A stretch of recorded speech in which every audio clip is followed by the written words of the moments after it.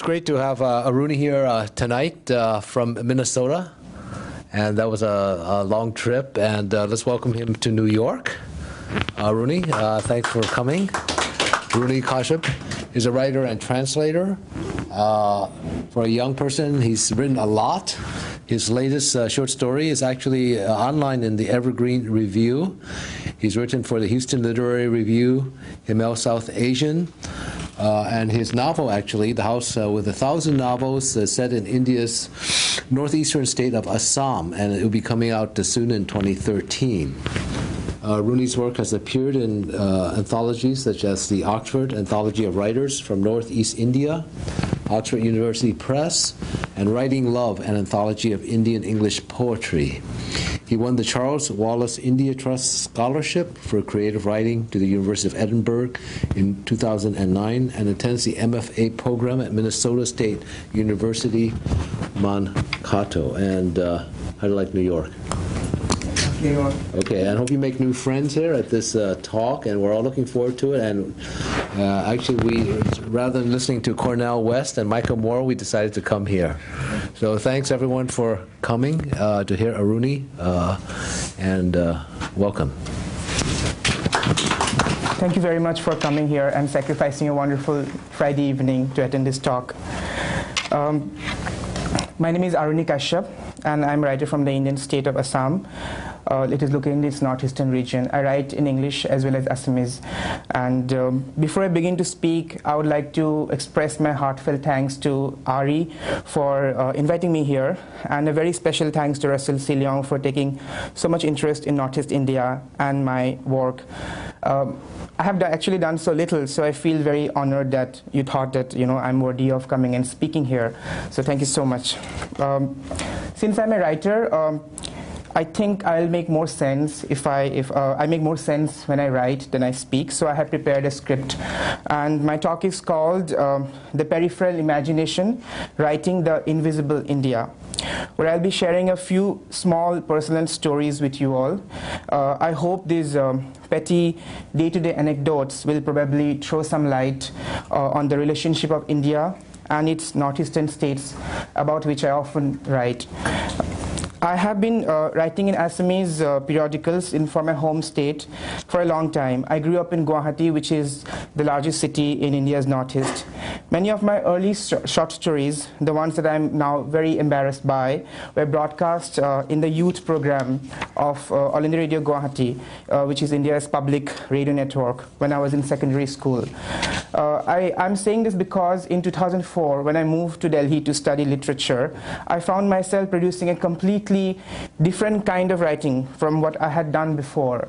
To say how Delhi changed my writing, I actually have to go back to Assam and start the story from there, from the bank of the Brahmaputra River. I'm often asked by my friends if I always wanted to be a writer, but the truth is that I was an early writer. I remember writing my first short story at the age of 9 in my maths notebook, probably because I hated maths, which I still do. My parents are writers. My mother is a novelist, and my father writes for different periodicals. He writes non-fiction primarily. I grew up seeing my mother writing her first novel, June Beli Tora Ar Onnaino, which was published in 1997, but she wrote it in early 1990s. So she used to sit and write for long hours, and I would stealthily read her unpublished manuscript, and I would try to write my own stories, which echoed her style, probably. So my mother's first novel's manuscript, written on a long hardbound exercise book in blue Chelpark ink, actually taught me how to write. In 2004, I moved to Delhi after taking admission in a college for my undergrad studies. A couple of incidents will perhaps help illustrate the mental shift that took place in the way I thought about myself and India's relationship with its northeastern states, including my own state, Assam. On the first night in my hostel, one of my batchmates who was majoring in history asked me where I was from, natural question. When I replied, he said, "Oh yes, isn't Assam in Arunachal Pradesh, somewhere near China? There is some terrorist activity going on there, isn't it?" And he thought it was funny not to know about Assam, Guwahati, or Northeast India. But it offended me, actually. It also made me think, because I was stunned as I couldn't understand how this person passed high school without knowing how to place Guwahati on the atlas, the most important city in India's northeast. The second incident happened in 2005 when we had gone to a hill station in Himachal Pradesh on a trip from my college in Delhi. Our bus had suddenly stopped in the middle of the night on a lonely road that had forests on both sides. Many people cracked jokes about wild tribals coming and attacking us and cooking us alive. Everyone laughed. But the laughter had reached a new decibel when a friend of mine said, "Don't worry, no tribals will attack you because we are not in the northeast India. We are safe." I didn't find that statement funny. I couldn't participate in the laughter. These were just two of the many incidents that had provoked my mind by challenging received identities, because I had grown up as an Assamese and as an Indian. I had never thought of myself as a Northeastern before. When I was growing up, these are the only two identities that are offered to me. It was mainland India that imposed this identity on many of us, many of the migrant students. While I do think of myself as a Northeastern now, but then when I was grappling with life in Delhi, these incidents changed the way I approached things I valued: books, writing, and identity. Those incidents made me recall my own CBSE history textbooks, which I had grown up reading to pass all exams. These were books taught all over India. I recall that very little about the 7 northeastern states in India's periphery was taught in the textbooks. In the chapters narrating India's freedom struggle, the martyrs of Northeast India were not mentioned. What this means is that generations of students have passed out of school since 1947, India's independence, without knowing anything about India's northeastern states, as if people of Northeast didn't exist at all. The migrant northeastern population is a large minority all over India. The long and bloody conflicts in the northeastern states had forced generations after generations of students to leave their homes and settle elsewhere for better opportunities in the big cities of India that most of the famous Indian English novels are set in: Delhi, Mumbai, Chennai, Bangalore, Trivandrum. We were everywhere, and yet we were invisible. If Assam hadn't been reeling under a bloody secessionist insurgency since 1979, I wouldn't have moved out of my state to study probably. But this Assam-India conflict that had forced thousands of students like me to leave home was nothing but some terrorist activity for my history major batchmate, because he hadn't read anything about the context. Perhaps it is because of this ignorance that the average person in Delhi has, or most of India has so much prejudice against the predominantly against the northeastern states. Many property dealers refused to represent people from Northeast when I was there. A friend told me once that a property dealer said, "I don't represent Muslims, Afghans, and Chinkies," which is a racist slur, linguistic slur to use to represent refer to people from Northeast India. Once the Delhi police printed pamphlets for newly arrived northeastern migrants. They had guidelines for women on how to dress, how not to cook smelly food, and the invisibility of the northeastern migrant in the cultural imagination perpetuated more and more ignorance, and perhaps that's the reason behind their racism as well. So this anger in me definitely changed the way I wrote. So I started writing stories and poems about the political climate of Northeast. They often had long footnotes and endnotes. Now when I think about it, I really laugh a lot, because I see a young freshman student and an undergrad student trying to explain Assam and the Northeast to the rest of India, who wrote stories that provided a context to the secessionist struggle in Assam, and fiction is not supposed to be doing that, who did everything possible to curb the ignorance of his imagined audience in Delhi. By providing those notes, those glossaries in my stories, I was probably talking to an imagined audience who dictated the terms and conditions under which I would write. I had grown up in Assam with Central in my imagination. So something so important to me was totally absent in the city where I had gone to study, and often in fact disparaged. I wanted to leave Delhi. This decision to leave Delhi actually changed after I read 2 books that I hold very close to my heart even now, after so many years. The first book was Indian author Amitabh Ghosh's The Shadow Lines, and the second book was Toni Morrison's Song of Solomon. Only some of my friends know that I had left my hometown Guwahati in the summer of 2004 to actually study history, but I ended up studying literature because of certain circumstances. But after taking admission in my college, for the first few months, I really regretted my decision of taking admission in the English department because I didn't want to study literature. I wanted to be a historian.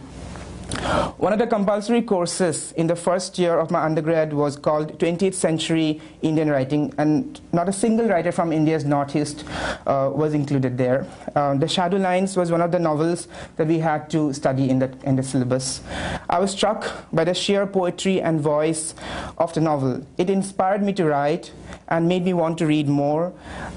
Write more. It was as if by reading the book, I found a new direction. It stirred the writer that was inside me. I didn't return to Assam to change my major, and I think the discovery of the Shadow Lines during the fall of 2004 is one of the reasons why I didn't change my major. Reading Song of Solomon was a very different experience. It was delightful and different. I had never read anything like that. I was struck by the world of Song of Solomon, which was so similar to my grandmother's village, where I had spent almost all my vacations. It was a world that I hadn't ever encountered in the realm of Indian English fiction that is predominantly urban and, of course, seldom set in the Northeast India.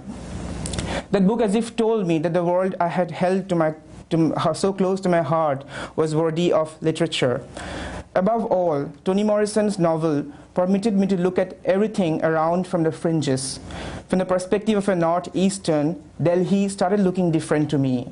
I started to note things that the average Delhiite perhaps wouldn't note. Delhi appeared to have a different character when I looked at it by placing myself in Assam. I had read American writers before, but Toni Morrison's fiction illuminated a different America for me, told me that the view changes when you look at the center from the borders. It underlined my faith in books by telling me that what is kept hidden by the world at large could be illuminated by common human experience. Assam was alive in my mind again. At the same time, I suddenly started feeling very responsible to bring into focus the Assam I had known that wasn't present in the larger Indian imagination, and by extension, Northeastern India, by writing about it. And in fact, that is the parameter I set for myself when I write now, of looking at India from the periphery. If I place myself imaginatively in Delhi or Mumbai or New York or London, I would end up probably writing differently. These places would have told me to include footnotes. These cities would have asked me to essentialize Assam for the rest of India and be an interlocutor for the incomprehensible people of Northeast, which isn't the job of a storyteller like me. According to the wonderful journalist Shubir Bhaumik, as you travel deeper into India's Northeast, India looks less and less Indian, but more and more similar to the societies of Southeast Asia. Perhaps that is why the Northeast has remained incomprehensible almost for most of India, since the administrators in Delhi look at Northeast from a lens that only provides a distorted image. As a writer from Northeast, I would like my imagination to be independent from this kind of a discourse and anxiety. As an Assamese writer, this kind of sovereignty, literary sovereignty, is important for me because Assam might not be sovereign in the political sense, but its cultural and literary sovereignty should be established in its imaginative texts, especially so if one tells stories set against the Assam-India conflict. Though I have used the words peripheral and invisible in the title of my talk, the Northeast isn't peripheral or invisible to me in any sense. These are words people outside Northeast often use to modify Northeastern people and culture. When I first started encountering these loaded phrases, I wondered, peripheral to whom? Invisible to whom? Some terrorist activity to who? Not me. Of course, there isn't some terrorist activity in Northeast. All the bloody conflicts of Northeast India have strong political context, have backstories. After a recent visit to Delhi in January 2011, I had started to believe that things have changed because I heard from friends that many places in Delhi have landlords who happily rent out places to Northeastern students these days. That the tolerance levels have increased. But events in India in the last few months have once again confirmed that the northeastern region is yet to be fully integrated into India's mainstream. Last month, a Manipuri student called Richard Loitam died in his hostel in Bangalore under suspicious circumstances with brutal injuries on his body after a brawl. His friends, relatives believe that he was the victim of strong racial prejudice. Dana Sangma, another student in Delhi from Meghalaya, committed suicide after remarks made by her invigilator in an examination hall. These two incidents led to widespread protests in India, and for once the national media too sat up and took note of the situation, which is a welcome change. Along with these tragic cases, there are some ridiculous ones too. Recently, this year itself, the 10-member state-appointed National Awards jury dismissed an Assamese film called Ekhonne Dekha Nodir Hipare as a non-Assamese movie. The most prestigious film awards of India are the National Awards. The Assamese movie has an Assamese director, was shot in various locations in Assam, is set against the Assamese insurgency, has an Assamese music director, has Assamese songs in it, and was already certified as an Assamese movie by the government-run censor board.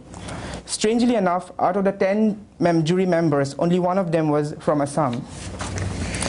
I can go on citing innumerable incidents like this for the rest of the evening, yet my storehouse of examples wouldn't be exhausted. Sometimes I wonder how different my first year in Delhi University would have been if the 20th century Indian writing course had included at least one author from Northeast India in its syllabus. During those years, one of India's most loved novelists, Indira Goswami from Assam, was heading the Modern Indian Languages and Literary Studies Department of Delhi University. Yet, her stories weren't included in the syllabus of the English department's 20th century Indian writing course in India's premier university. If a brilliant novel, The Moth-Eaten Howdah of a Tusker, about the turbulent life of 3 high-caste widows in a religious monastery in southern Assam, was part of the syllabus, people would have known about an Assam without the shadow of the gun, set in pre-independence India, without an Assam that didn't have some terrorist activity. If schools and colleges across India would have included authors such as Temsula Ao's book, Those Hills Call Home, published in 2006, and Birendra Kumar Bhattacharya's novel, Yaringam, published in 1960, people would have encountered a different image of the Naga people from Nagaland. They would have known about the human side of the bloody Naga insurgency, and some of my Naga friends wouldn't have been asked by landlords in Delhi if they would kill their pet dogs and cook them for dinner. A friend from Arunachal told me how stressful her years in Delhi were as a student in a prestigious medical college. Often, her classmates would joke about the savage drives of Northeast. Once, her professor said, "In India, people run away from snakes, but in Northeast, people run after snakes to eat them." I wonder if her years in Delhi would have been better if her classmates had read Lumer Dai's classic novel, The Laughter of the Earth, published in 1963, as their rapid reader in high school. Reminiscent of Chinua Achebe's Things Fall Apart, published in 1958, this novel talks about the Adi tribe's complex entry into modernity through a set of memorable characters and the crumbling of the village council called Kebang. What I'm trying to say here is that one of the most important mediums of connecting different cultures is realist fiction.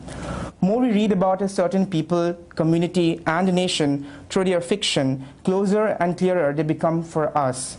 I moved to the United States very recently, last year, but I had already had diverse ideas and expectations of America and Americans because I grew up reading American and British fiction also. I knew about the American South from Faulkner, California from John Steinbeck, about Native Americans from Leslie Marmon Silko, Chinese Americans from Maxine Hong Kingston. If students all over India read the novels and short stories of Eastern Iralu, Jahnavi Barua, Mitra Fukan, Anjum Hassan, Mamang Dai, at different stages of their academic career, they would perceive Northeasterns as people, not as exotic beings, wouldn't dismiss the political struggles for self-determination as anti-India or some terrorist activity, but approach with empathy and respect. What is most fascinating is that Most of the authors I have mentioned here do not write with a sense of regret or bitterness, though their fiction emerges from a very violent and brutally exploited region. Though India has a tenuous relationship with its northeastern states, this fraught relationship and fraught bonding seeps into the fiction of this region in complex ways, and as it stresses that fiction isn't a place for confrontation, but of integration, of connection. In fact, I believe anger is a very tiny and insignificant emotion to write from. As a writer from Assam, I also aspire to do the same. I take great pleasure in the Assamese experience, despite the continuing horrific bloodshed and appalling injustice and exploitation back home, despite the fact that it lies in the peripheries of India's political, cultural, and literary imagination, and it is hard work to write about such a place. I would like to end with a quote by Toni Morrison, the writer who is most important to me and in whose career and work I find all answers to my doubts.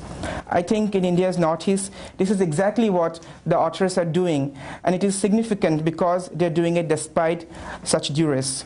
I quote, "My project rises from delight, not disappointment.